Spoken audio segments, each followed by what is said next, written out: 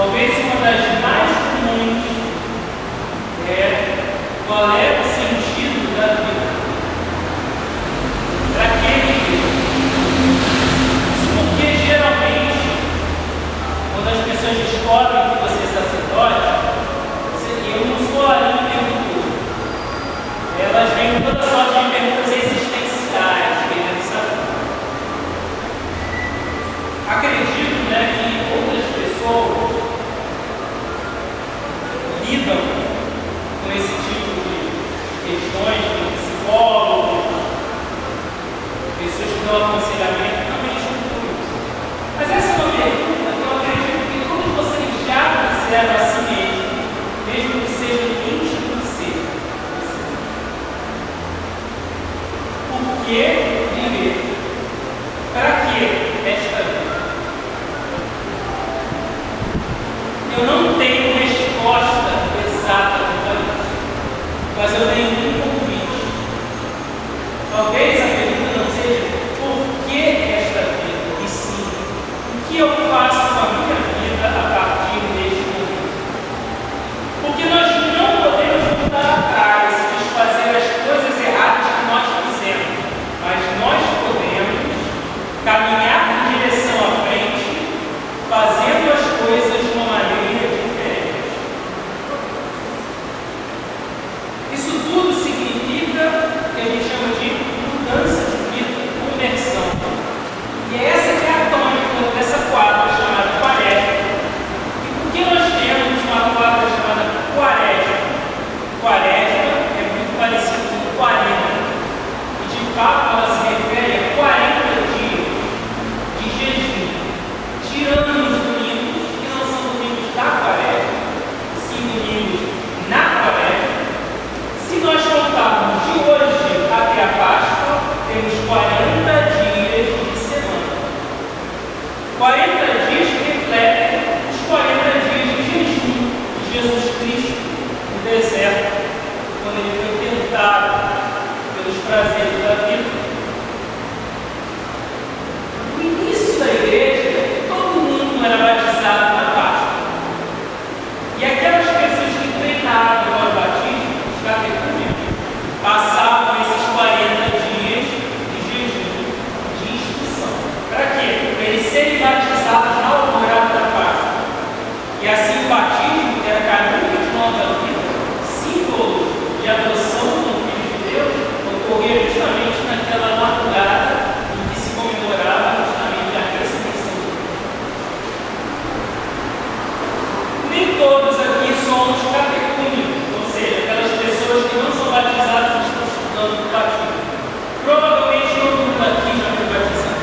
Alguns se molhar até mais de uma vez. Mas com certeza nós temos algo que nós precisamos mudar. Nós não somos catecúmenos em teoria, mas muitas vezes nós somos na prática. Nós temos que viver com penitência.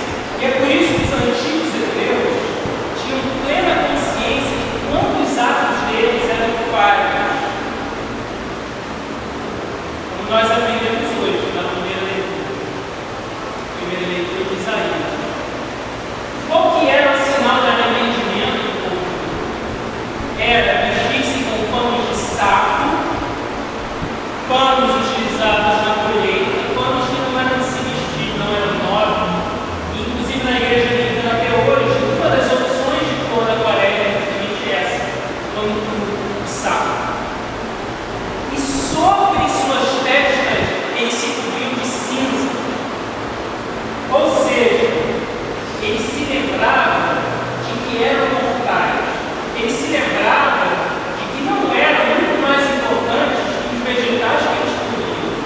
E que assim como Deus criou o homem do pó, e a mulher também, ao pó voltarão todas as criaturas humanas. Deus falou isso para Adão. Lembra de que és pó e ao pó voltará. Por isso se cobriu de cinza.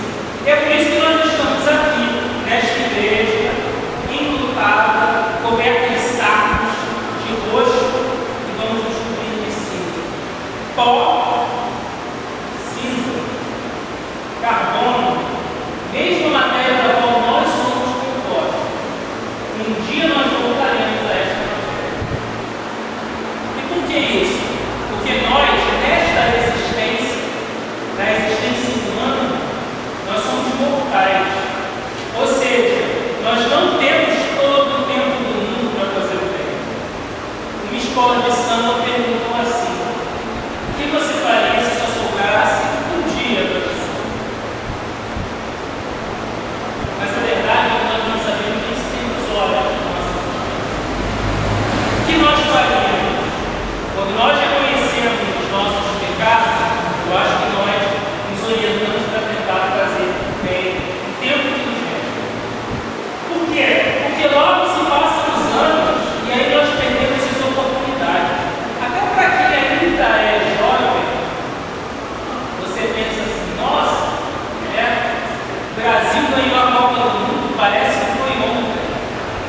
Eu me formei na faculdade, parece que foi ontem, já vai dar não sei quantos anos.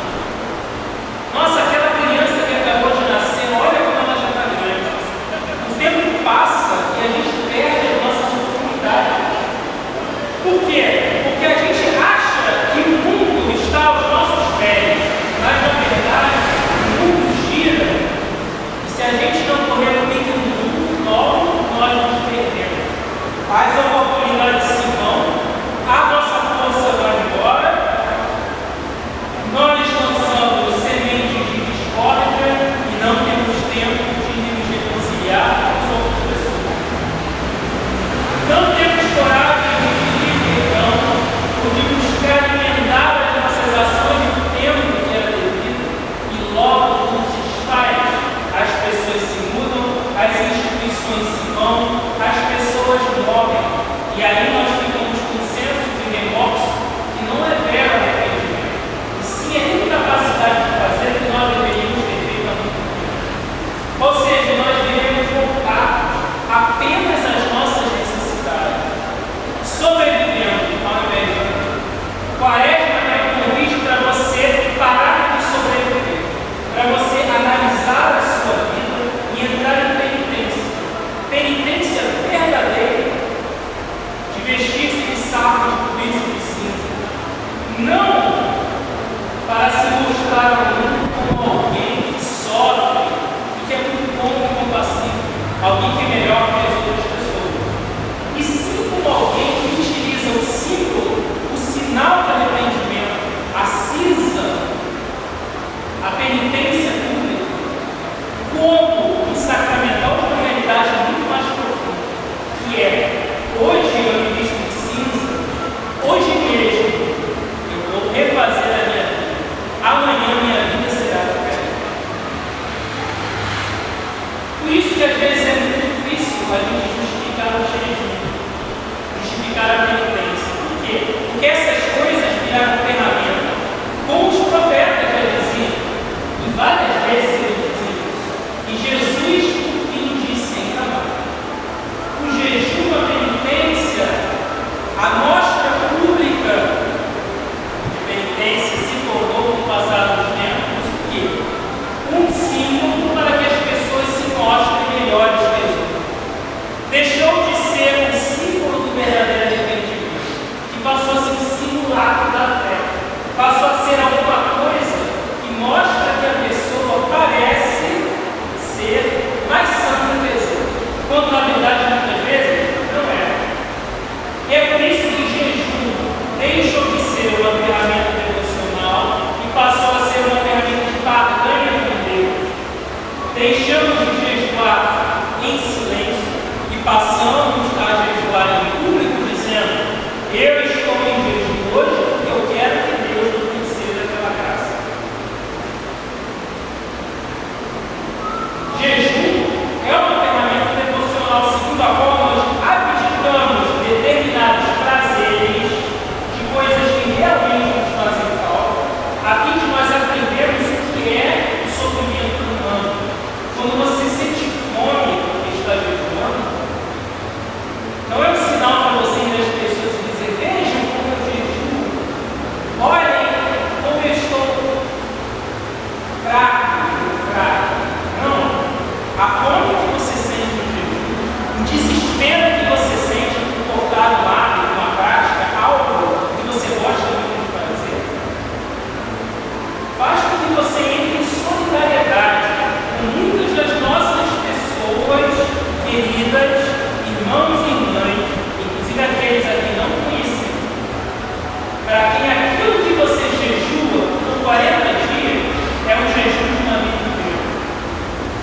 Porque existem pessoas que não têm comida, não têm café, não têm chocolate, não têm cigarro, não têm roupas de luxo e vivem como você.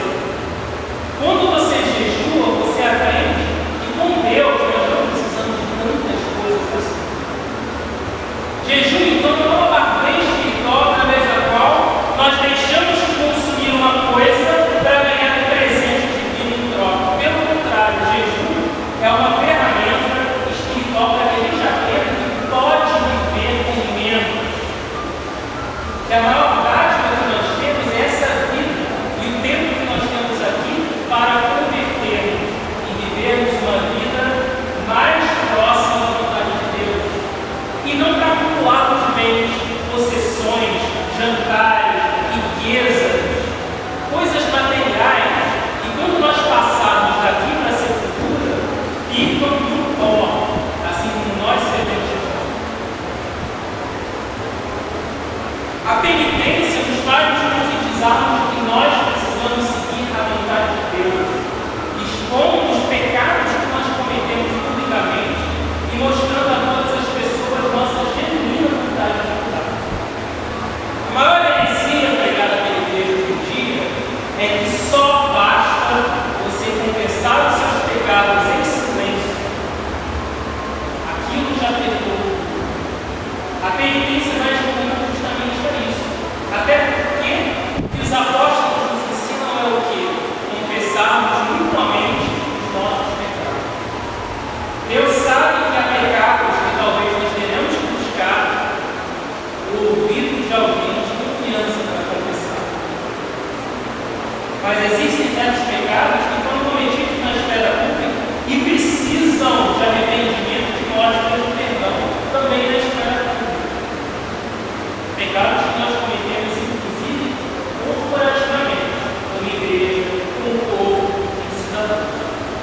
Para esses pecados é preciso uma penitência pública, para que seja dada uma mostra real, não aquela mostra das caretas de Jesus, da aparência de santidade, mas sim a mostra de que estamos dispostos a mudar, a sermos pessoas diferentes, a buscarmos nos sintonizar à vontade de Deus.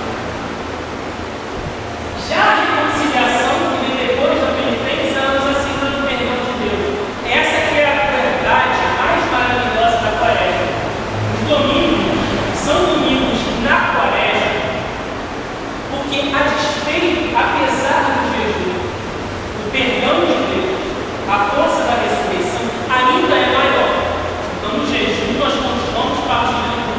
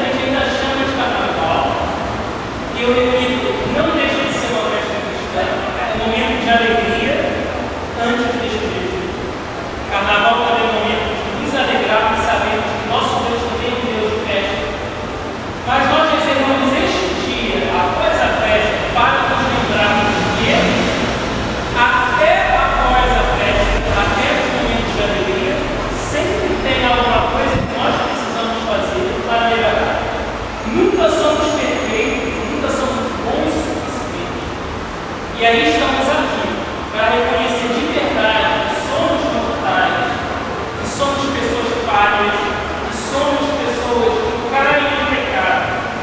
Suplicar pela misericórdia de Deus e nos comprometer à disciplina, perdoar, de mudar nossas vidas, de caminhar segundo o caminho daquele que nos mostrou o caminho e que é Ele mesmo o caminho a ser perdoado.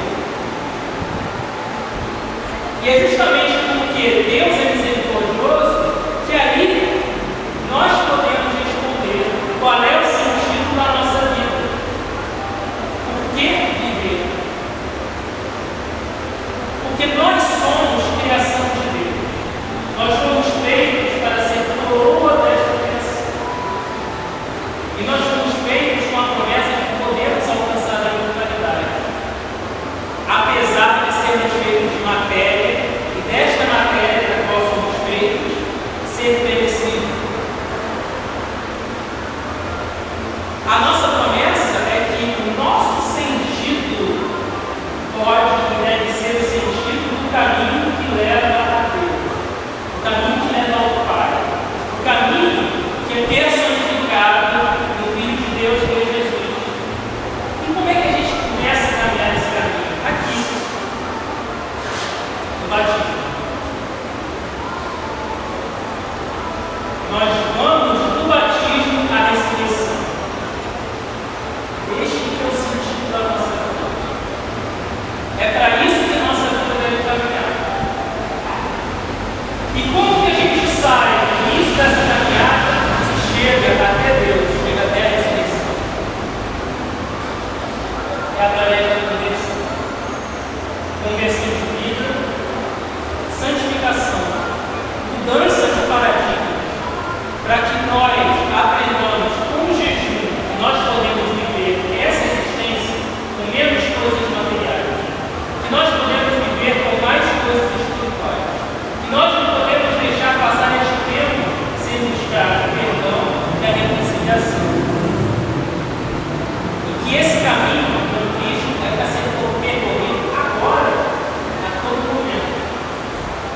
Não é para a gente parar. Portanto, ao recebermos as cinzas de nossas terras, ao nos